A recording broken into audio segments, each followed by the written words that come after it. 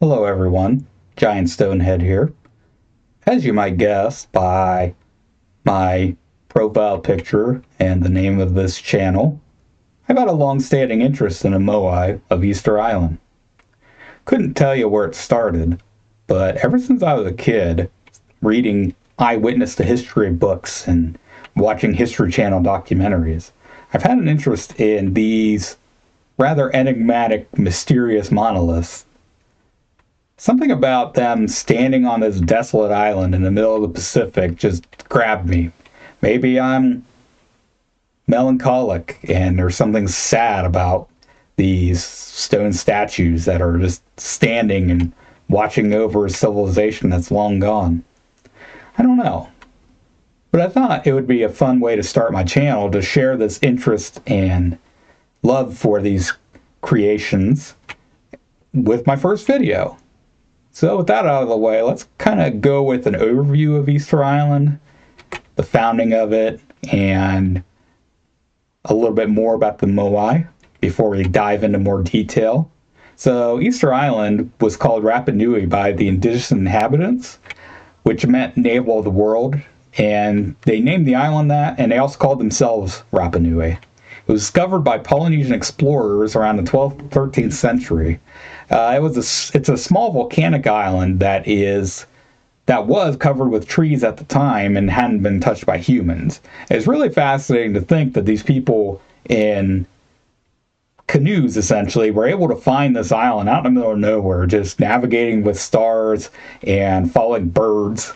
They were in tune to the world around them in a way that is simply lost among especially a lot of Westerners. It's just really interesting to think about.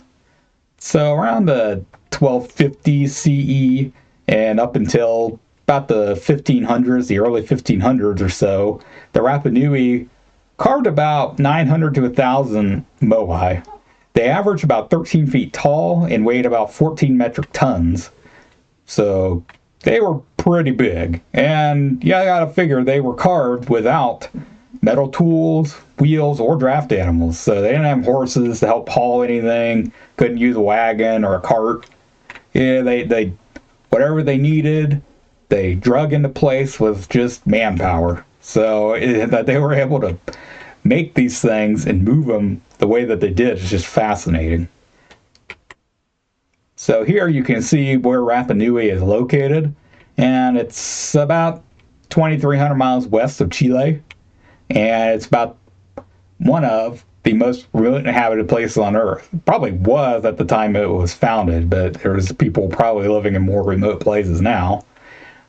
So this isolation is part of what makes the Moai fascinating. It's also part of what gave birth to the culture that produced the Moai. Because you got to think that, yes, these people were Polynesian and they brought with them certain traditions, but those traditions evolved in isolation on the island and kind of took on their own flavor. So they had their own society that was largely decentralized. It was centered around clan groups, and that was a big part of the spiritual traditions that produced the Moai, because they focused on the ancestors in each of the clans rather than any specific gods or goddesses, which they had, but the Moai themselves were not meant to represent different gods. They were powerful leaders of the past who the people of Rapa Nui used the Moai to represent them and imbued the Moai with their spiritual power. And the presence of the Moai were spiritual protection, because these people were conscious of how isolated they were, most likely, and it was a very harsh environment. So they needed the protection of their wise ancestors. It was a way for these people to have a communal spirit that helped them survive on this tiny little island. So most of the Moai were carved from a compressed volcanic ash called tuff, which, funny enough, despite being called tuff, it was relatively easy to carve. You just needed a hard rock, which would be basalt, although some of the statues were carved of basalt rock too.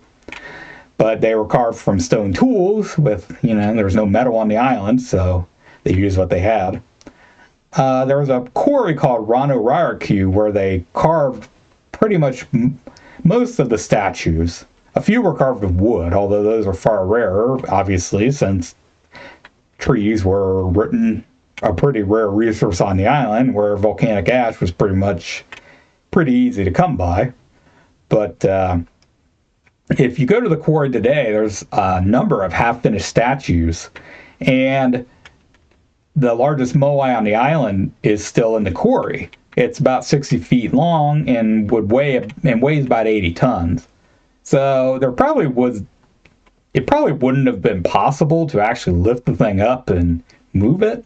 So it's not clear exactly why it was carved. Maybe they were intending to carve it and move it, and they realized they couldn't.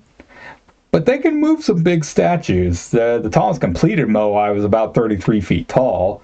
So, and then in addition to this imposing height, the moai were placed on stone platforms called ahu, which you can see in the picture here. And it's a ceremonial stone platform. And one interesting thing is that you can actually find rubble from moai carving in these ahu. And sometimes you can even find heads and different parts of monoliths within them. So let's move into the nitty-gritty of what a moai and the anatomy of a moai. So here is a completed moai, which you don't see that often. One thing you'll notice, they have a top hat, they have eyes, and they may look a little bit different than what you would expect given most of the popular pictures going around. So, a few things about the moai themselves. The heads were about 3/8 the total height of the statue, and yes, they had bodies. The heads themselves would feature heavy brow ridges, deep eye sockets, a long straight nose, tight thin lips, elongated earlobes. And there would be some variance between the clans. So there actually was different styles that would denote different traditions. So you might have some moai with slightly different shaped ears or different shaped noses. They might have like more of a smiling or a stern face or a frowning face. And so you can see these differences that kind of showed you as a decentralized process, and each kind of clan had their own art style. And not all moai had these, but you can see the red cylinder on top of the head here. And they were called Pukao, and they were believed to represent a top knot. They were carved separately from the statues from a substance called red scoria, and then they would be installed on the statue's head after it was placed. So in addition to moving these giant statues, they would move a giant piece of red stone and stick it on the thing's head. So these people were clever to be able to lift all these heavy things, and they were dedicated. You could tell it was extremely important to them. So let's move from the top hat to the eyes, which might be the most striking feature to those who are unfamiliar with a completed moai. So most of the ones you see are empty, but the eye sockets were originally meant to be filled. The eyes were called mata, which were sclera that were made of a white coral, and then the pupils were made of obsidian or the red scoria. And the eyes were very ritually important to the moai. So the statues would be spiritually activated when the mata were installed, and that would be where the mana entered the statue, which was the spirit power of the ancestors. So to the Rapa Nui, the eyes were what activated the statue. They were what made it complete and what gave it its protective power, embodied it with the spirit of the ancestor is supposed to represent. So you can see why that was generally an important feature, and it's rather sad that a lot of them are missing their eyes now. So another feature that is often overlooked because you don't see it as much are the bodies of the moai. They're usually seen as heads because most of them are buried over time because of sedimentary accumulation, or some were intentionally buried. And sometimes the heads just broke off. So there are those that were excavated or that were above the soil. They had features like broad shoulders, defined collarbones, arms. So you can see arms kind of carved along the sides. And the hands were generally slender and elongated and had long fingers that rested on the abdomen.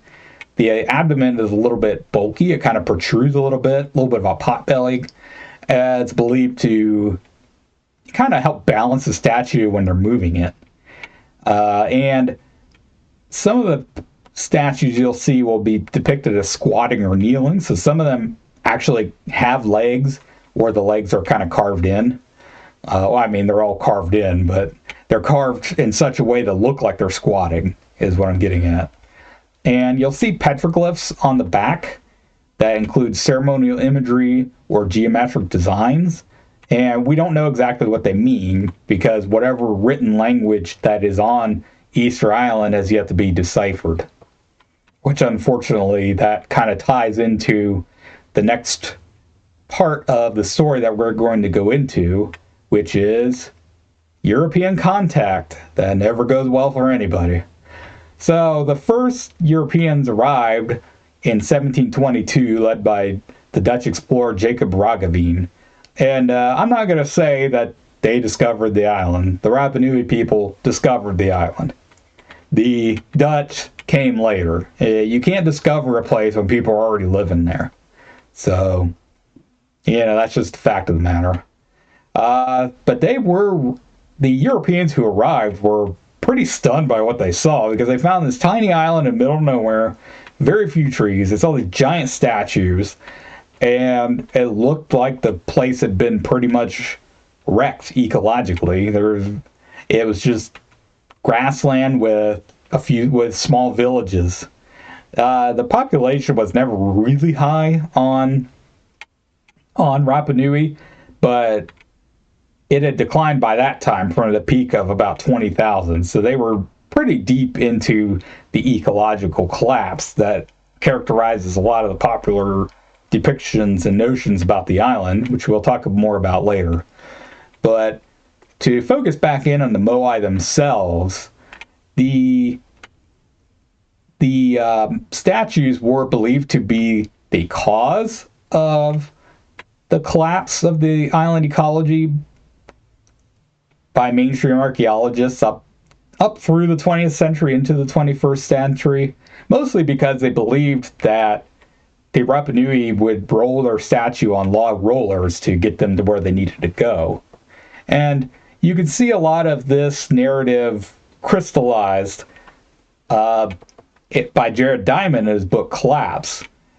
He argued in that book that the Rapa Nui destroyed their own environment because they cut down trees in a statue moving frenzy, and it triggered an ecological and societal collapse because as you remove tree cover from the island, you're going to reduce the quality of the soil. There's going to be more erosion, and that's just going to be harder to plant crops. You're going to have less biodiversity, so on and so forth.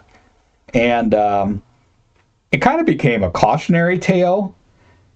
It was seen as a microcosm of the macrocosm. So the idea being that Rapa Nui is a space isolated by water, the same way that Earth is a space isolated by, space.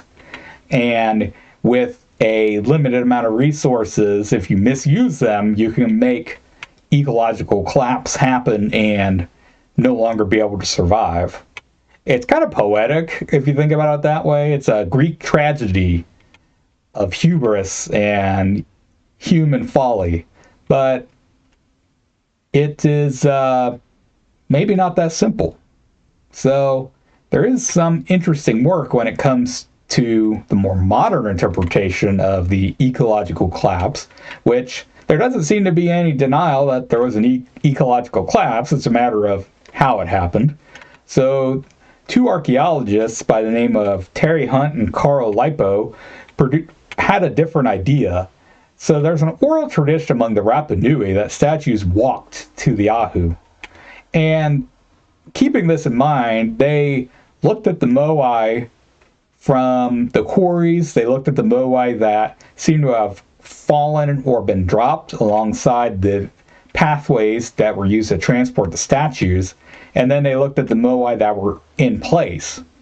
And they noticed that the way that they were shaped between these different points was different.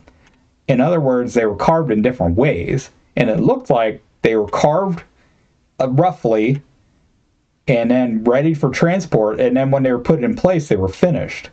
So that led them to think that maybe the old myth was true in a sense. And experimental archaeologists have verified that it's possible to kind of walk a Moai statue. In other words, they tied ropes around the head of the statue and were able to rock it back and forth and move it in such a way that it walked forward. It's kind of similar to when you're moving a really heavy dresser in your house and you kind of walk it end to end. You rock it back and forth until you can move it, and then you kind of walk it across the floor. It's a very similar concept to that. So it's kind of interesting to see how this narrative of the oral history could be reproduced in archaeological terms. So these were a poetic description of a real world process. But if they walked the statues into place and it didn't take as much wood as the rolling process, what would be the cause of collapse? Well, as you can see on the screen here, I brought up a picture of rats.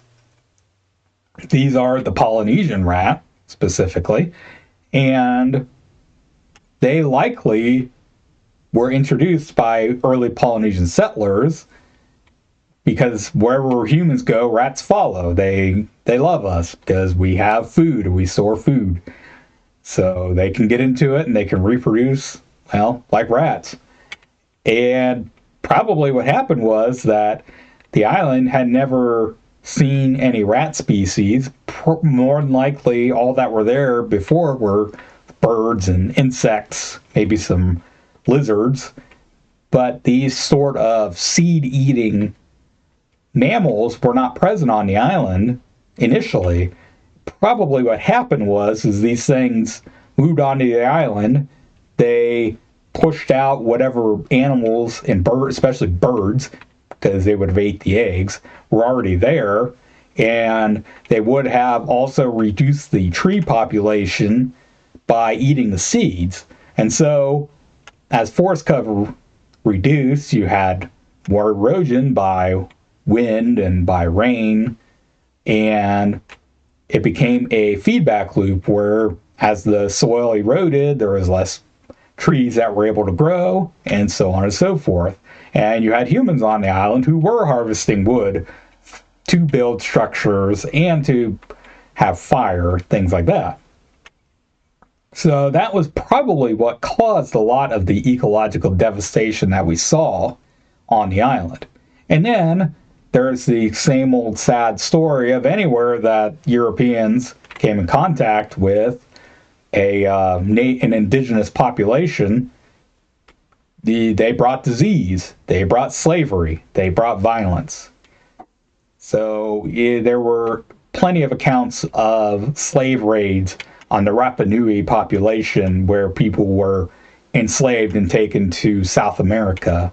And then a few who managed to survive came back, brought smallpox with them, and the population was devastated.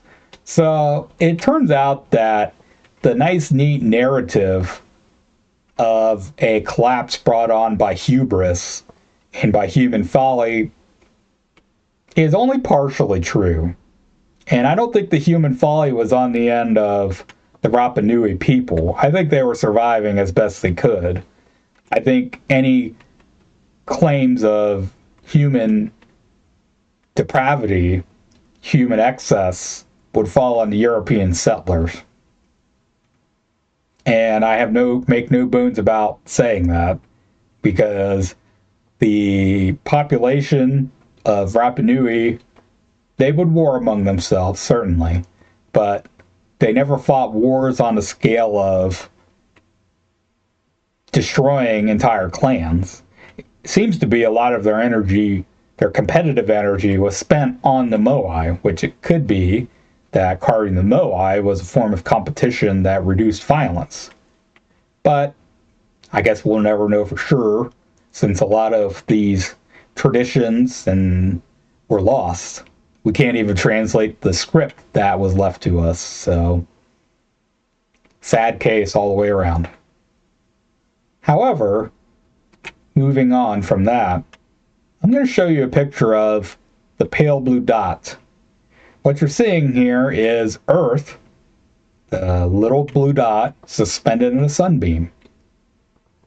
Now, I earlier made the correlation between the Rapa Nui Island and Earth, in Rapa Nui being a microcosm for Earth itself.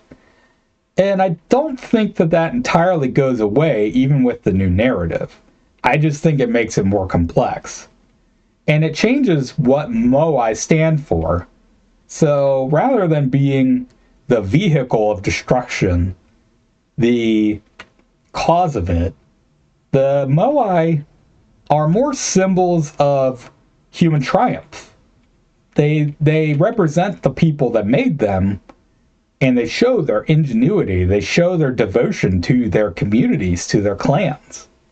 They show that people can do great things in harsh conditions. They celebrate these communities and their strong sense of spirituality and connection to their past. They were not easy to make. They required a very intelligent, coordinated labor force. They had to manage food distribution. They had to manage the quarries. They had to know how to carve them. They had to know how to move them. They had to know how to set them in place. These were the Empire State Buildings of their day. These were the Taj Mahal of Easter Island. These were things that showed the pride of the clans of these people that they had in their land and in their families. And I think that it's important that we look at the Moai not as tragic figures in the sense of they brought about this devastation. I think we see them as symbols of triumph, of culture, and of history. And I think that when we compare Easter Island to our little pale blue dot, I think that Easter Island could give us hope, because we see a people who were able to live in a harsh environment, who were able to thrive, and who were able to create a lasting, if mysterious, legacy for all time. It's a story of community, a story of survival, and in a way, a story of triumph. So we would do well to emulate better parts of what we see in the Rapa Nui story. So I want to thank you for sitting and listening to me ramble about statues for 20 minutes now. This is my first YouTube video. It's going to be a little unpolished. I'm doing my best though. So if you enjoy obscure science and forgotten history, please like, comment, share, and subscribe. Tell me what you think. Have you visited Easter Island? Would you want to visit? What are the stories you've heard surrounding these mysterious stone heads? What mysterious locales would you want me to cover? I'm always open to suggestions. Although I have a list of about 100 topics I want to cover, feel free to let me know what you want to hear about. And most of all, I want to thank you for watching, giving me your time, because that's the most precious thing you can give a person. And I hope you enjoyed and will come back for my next video. Thank you so much.